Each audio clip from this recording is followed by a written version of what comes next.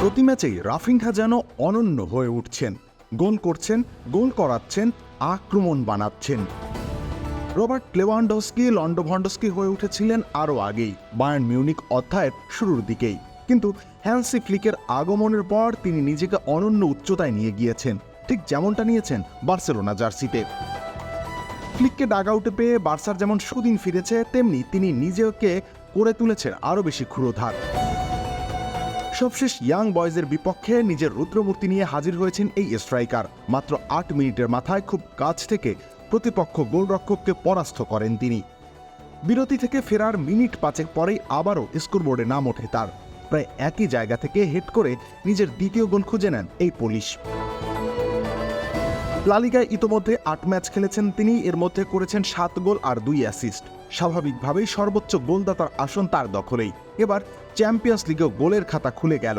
আগের ম্যাচে মোনাকোর বিপক্ষে গোল না পেলেও জোড়া গোলে সেই ব্যর্থতা পুষিয়ে দিয়েছেন বটে। খামেরা তো দাগ হয় কিভাবে? এই যে ভাবি, দাগও যাবে রাগও যাবে, নিন চাকা সুপার হোয়াইট।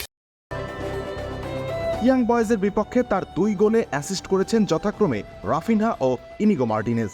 মজার ব্যাপার, তারা দুজনেই আবার গোলের দেখাও পেয়েছেন।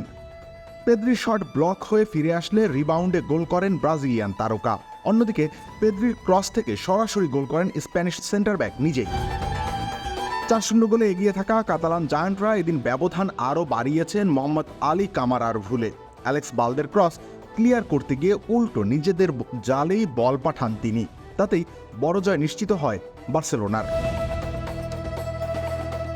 মোনাকোর বিপক্ষে হারের পর সমালোচনা শুরু হয়েছিল বার্সেলোনার সব জারি-জুরি ঘরোয়া লিগেই এমন খোঁচাও শুনতে হয়েছে। তবে ইয়াং বয়েজকে উড়িয়ে দিয়ে জবাবটা দারুণভাবেই দিল তারা। এখন কেবল মোমেন্টাম ধরে রাখার পালা, বিশেষ করে চ্যাম্পিয়ন্স লিগের পরের ম্যাচেই তাদের প্রতিপক্ষ বায়ার্ন মিউনিক। আত্মবিশ্বাসের জন্য হলেও ইয়াং বয়েজের বিপক্ষের জয় পাওয়াটা বড্ড জরুরি ছিল। রুবেল ইসলাম রনি, খেলা 71।